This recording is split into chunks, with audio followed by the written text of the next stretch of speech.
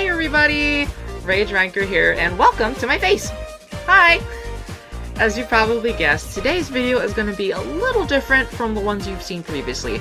After playing through the dramatic final boss of A Hat in Time, I figured I'd take the time to talk more in depth about some of the things that were going through my mind as I was playing. I had touched on some of them during the actual video, but I felt like they needed better, more proper attention, so here we are with a little video to talk about those things. So, in the words of the conductor, let's have a little heart to heart.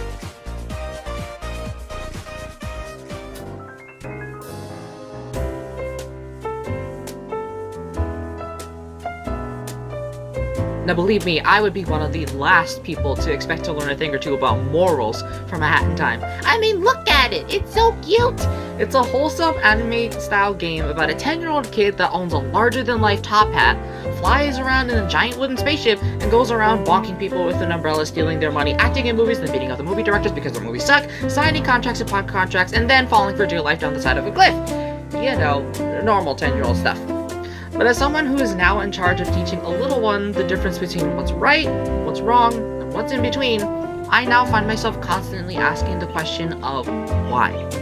Why do you want to play this card game instead of this card game? Why do you want to eat this food instead of this food? Why do you want to play with this friend instead of this friend? This way of thinking directly translates into the games I play. Why is there a small child stranded in space without any adult supervision? Why does this small child go up against the Mafia, the most powerful organization in the world, with another small child that also has no adult supervision?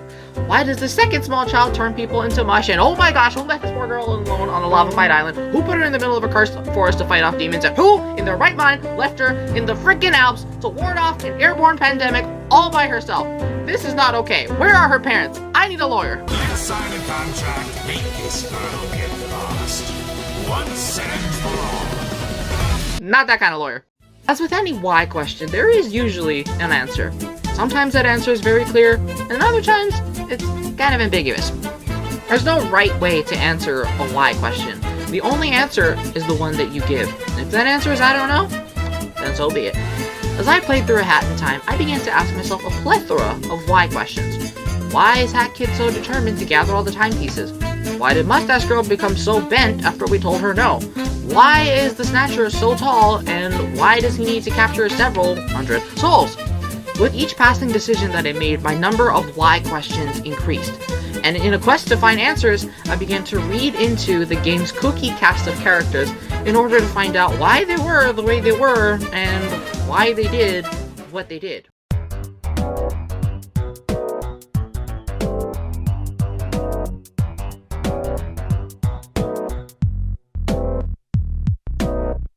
I'd like to pose a question to you. Don't worry, you won't be quizzed on it, so you don't have to write it down, but I do want you to think about this one for a bit. Why exactly does Hat Kid want her timepieces so badly? As with any why question, this one is especially broad, and there are a number of ways you could go about answering it. It's a bit like being asked, why did the chicken cross the road? You may think the simple, right, and obvious answer is to get to the other side, duh. But depending on who's asking the question, that may not always be the case. If they're anything like the people I grew up with, they're most certainly trying to get you with whatever wacky answer they've stitched together in their heads.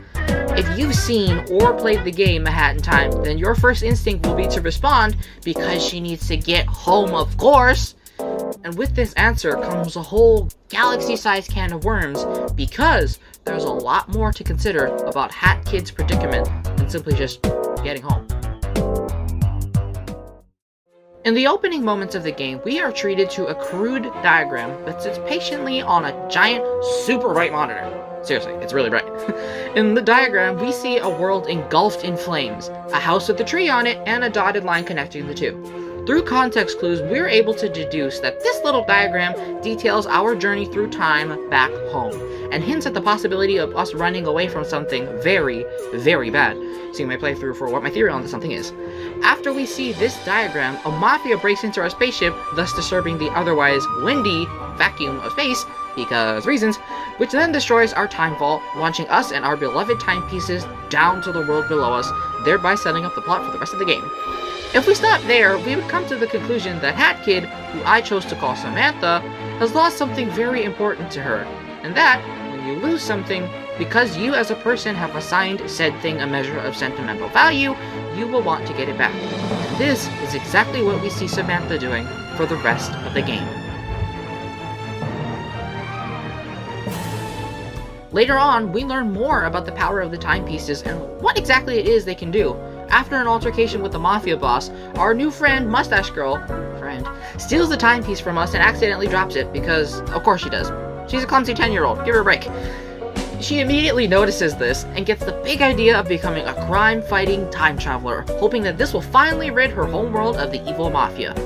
But then we decline, taking back our timepiece and vehemently shaking our head in refusal. It was at this point that I began to uncover the answer to my initial question of why. Why does she want these timepieces so badly? Not only are they valuable, but they're also powerful, and she's gonna need all the power she can get to get back home. She breaks up with Mustache Girl, and presto changeo, we now have our primary antagonist for the game.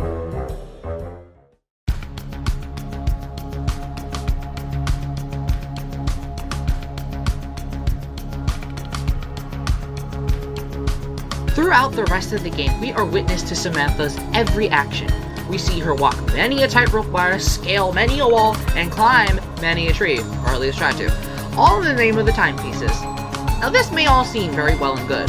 After all, you should be a good steward of your things, right? But upon closer examination, we can see that she's developed a sort of timepiece tunnel vision. At several points in the game, we see her doing less than desirable things without thinking of what the consequences and repercussions may be in order to retrieve her precious. She makes a literal deal with the devil, breaks into a recording studio, recurring massifies through her name, and nearly destroys an entire biome's ecosystem. You heard me right. Samantha, our main munchkin, is responsible for the purple flower outbreak on Alpine Skyline. As I was hookshotting my way around the free roam that is Alpine Skyline, fearing for my life at every odd jump, turn, and swing, I couldn't help but notice that every time we successfully retrieved a timepiece, an extra cutscene unique to that world would play. Upon grabbing our shinies, a cluster of odd-looking purple sprouts would be swept into the wind, conveniently landing on one of the world's gigantic goat creature things. I don't know what they are, I just know they're big. This cutscene happens not once, not twice, but a total of 4 times, and we just sort of watch as it happens. Samantha does not appear to have any sense of danger or urgency as these flowers grow and spread, nor does she do anything about them until it's too late, and we are rewarded with the screen that says, "The illness has spread." By this point, the goats are already infected, the air is thick with violet fog, and all of the Alps is in chaos until a certain someone decides to jump in and save the day. We are then tasked with destroying the purple flowers with our umbrella of all things because science, and are consequently rewarded for our troubles with, wouldn't you know, a timepiece. Just what you've been looking for this whole time. Despite this act being so neatly wrapped up, something about Samantha's actions and motivations did not sit right with me. The whole time I was beating up the big bulbs, I couldn't help but think that this was my fault, that I had somehow caused this. And you know what? I was right. It was our fault that these purple, whatever they are, had been unleashed upon this otherwise peaceful community. And yet, the game frames us as a hero for having saved the town from the virus? Did we just prevent a potential pandemic in order to save our own butush and snag a timepiece? I think we did. In the Alpine Skyline incident, she does do the right thing. She goes after the virus and cleans up the town, but as I said during the actual gameplay, she doesn't appear to be doing the right thing for the right reasons. Sure, you should clean up your own mess, and so she does, but the game really makes it seem like you're just doing this to cover your own ass. After all, would you really want this cute 10-year-old to be blamed for the destruction of a quiet, peaceful, ancient civilization all the way up in the Alps? Better question, why did we ever let it get this bad in the first place? Isn't there something we could have done differently to prevent the spread of this epidemic? If we knew that collecting our timepieces was somehow connected to our violet villainesses, Couldn't we have tried to find another way? Either to retrieve them or to get back home? Did we really need to go that far? For whatever reason, Samantha does indeed feel the need to go that far. It was at this moment that I unearthed a huge discovery that would help me answer my initial question of why. Why does Samantha want the timepieces back so badly? We already knew that she needed them to go back home, and now we know the lengths that she would go to get them, including holding an entire hound hostage to or past the point of death until they cough up her timepieces. So it's all just a big power play. So what? Why does it matter how we go about obtaining this power? And why does it matter what we decide to do with the power once it's ours?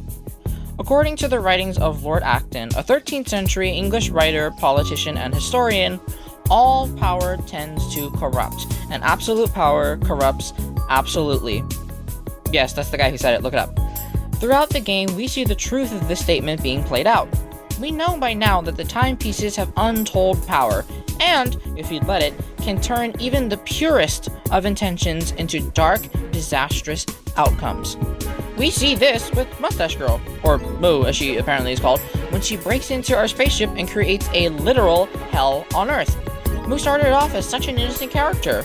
We find her living on the streets, wishing that the Mafia never arrived on the island, and upon meeting Samantha, a total stranger who fell from the sky, she is met with a glimmer of hope that her wish can come true.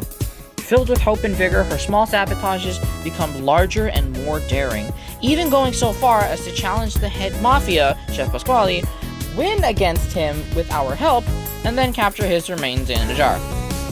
Then she finds out about the power of the timepieces, and her desires become even more twisted and far-reaching. She is ready to go to the ends of the earth, literally, with us by her side, in her quest to take down the Mafia, and then we turn her down. We tell her no. It's at this point of the game where Moo realizes something about us and our character that we at the time don't, and she says this. You have all this power, and you're not gonna use it to fight evil?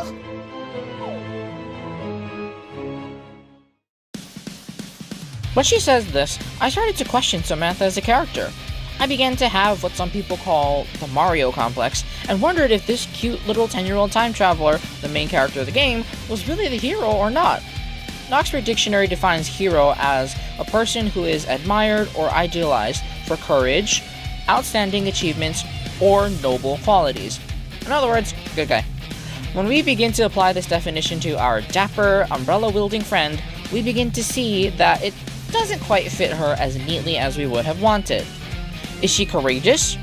Brave in the face of danger? Yeah, that checks out.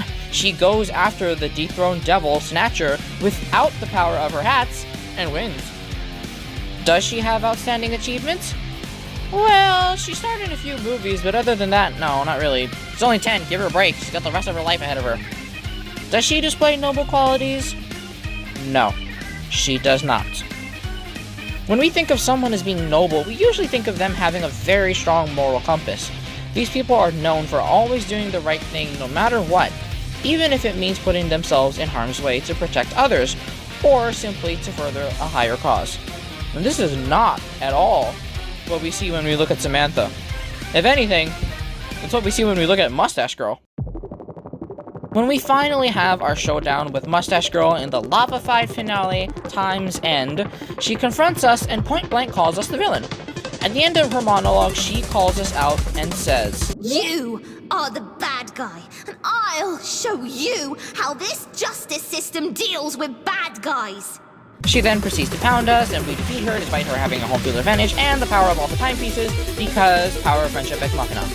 It was at this point that I remarked that neither of us really seemed like the true good guy, and, by contrast, neither of us seemed like the bad guy.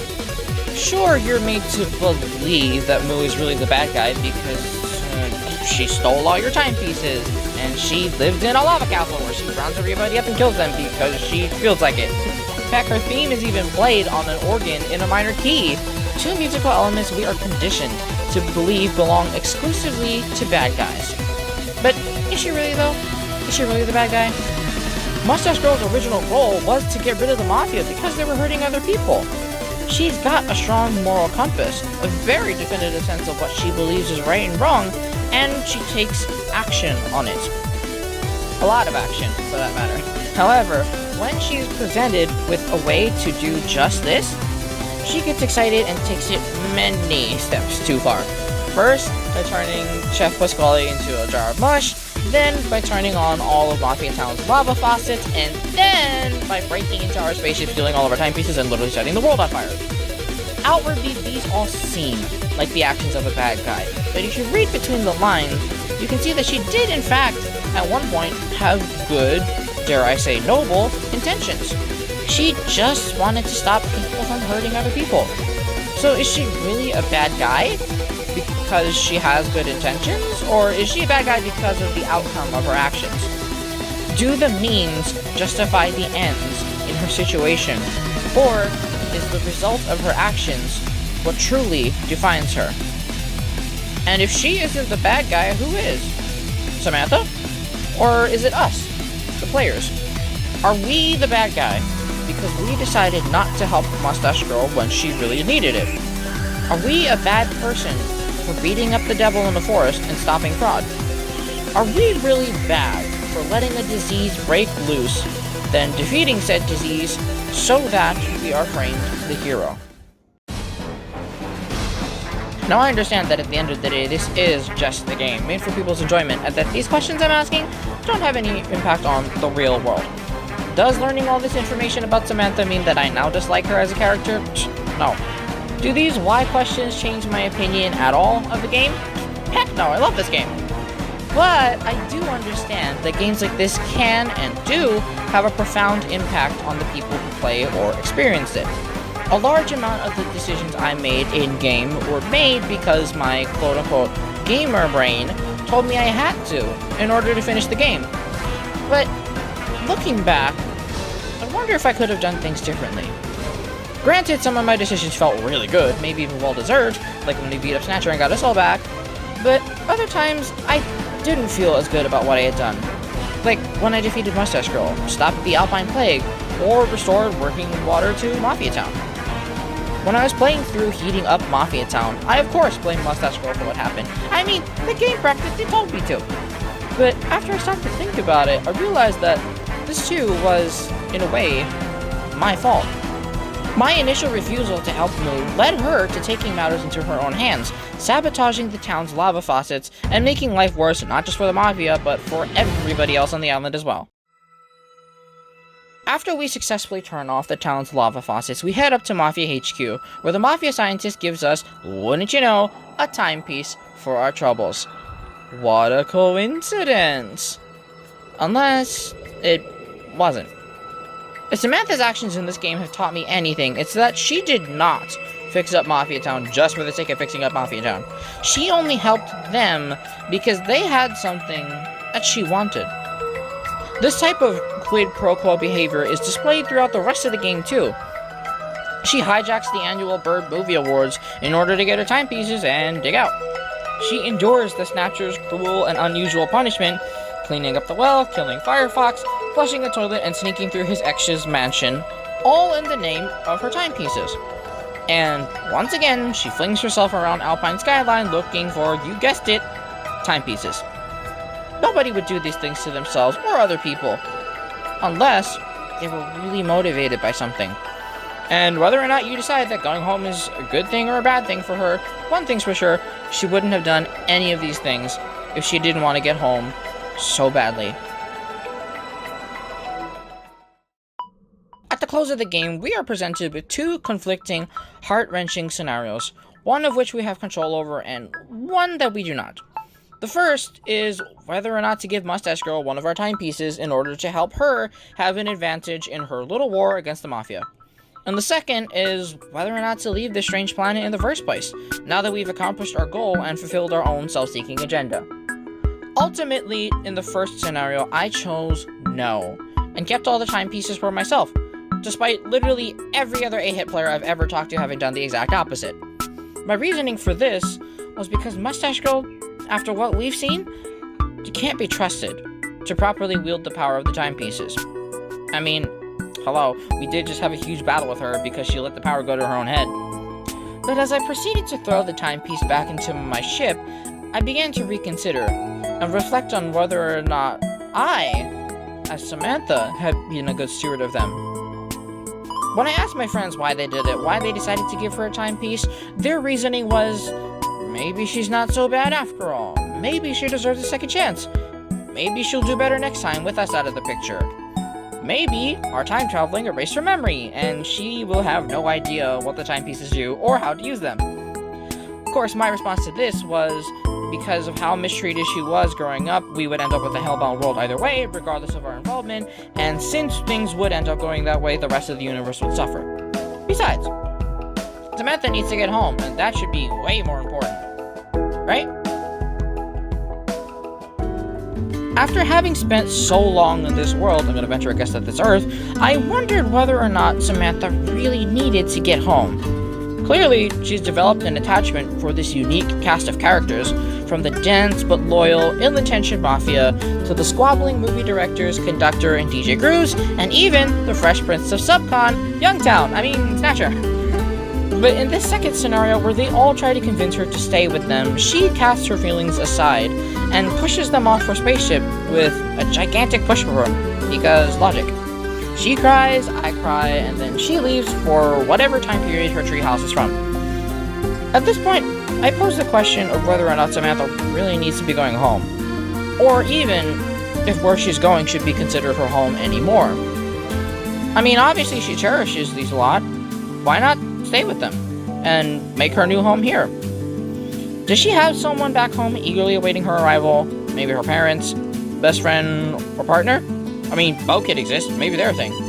And what happens when she eventually does leave? Could Samantha leaving this time and this world, after all she's done and all she's been through, actually be causing more harm than good? Could her tampering with the past, our present, her past, actually bring the impending EE that much closer? Whatever the case, she flies back home, and that's the end of the game until the DLC. Playing through A Hat in Time has been one of the most joyous experiences I've had with video games. It lifted me out of a really bad place in my life and helped me to experience some happiness for a change. Along the way, I met and befriended a large amount of kooky characters and got to experience the world through Samantha's innocent-ish 10-year-old eyes. I wouldn't trade my experience for anything in the world, but I also wish that certain things in the game could have played out differently. What if there was a way we could have helped Mustache Girl out while still collecting enough timepieces to get back home? What if we didn't really need all 40 to get home, and we could have given her a timepiece without feeling bad about it? What if we didn't ever release the purple flowers in the first place? What if we were a better influence on Mustache Girl and maybe taught her how to channel her good intentions in a more positive way that doesn't hurt other people or put them in harm's way? What if Samantha really got to be the good guy, the hero? We may never get a satisfying answer to these questions, and it may not be our place to get one, but one thing's for sure, I see the world a lot differently now that I've had the pleasure of playing this game. And I hope you see it differently too, whether it mean the colors are a bit brighter for you, the world is a bit happier for you, or that your sense of right and wrong is more enriched and more matured than what it was before. I encourage you to continue this discussion of morality, right and wrong, in the comments below. Do you think Samantha was right? Or do you think Mustache Girl was right? What do you think the right thing to do in the situation is? Do you think there's a right thing to do at all? It's up to you to decide. Know that I will respect your opinions and decisions no matter what. Just please don't use lava or any other harmful substances to get your point across. Thank you all so much for watching this video. It means the world to me that you would choose to engage in a different experience like this. Be sure to let me know your thoughts on Samantha, Mustache Girl, and the game in general in the comments below. Thank you all for your continued support, and I will see you next week with some more A Hat in Time. I'm Mage Ranker, and this was my Heart to Heart. Bye!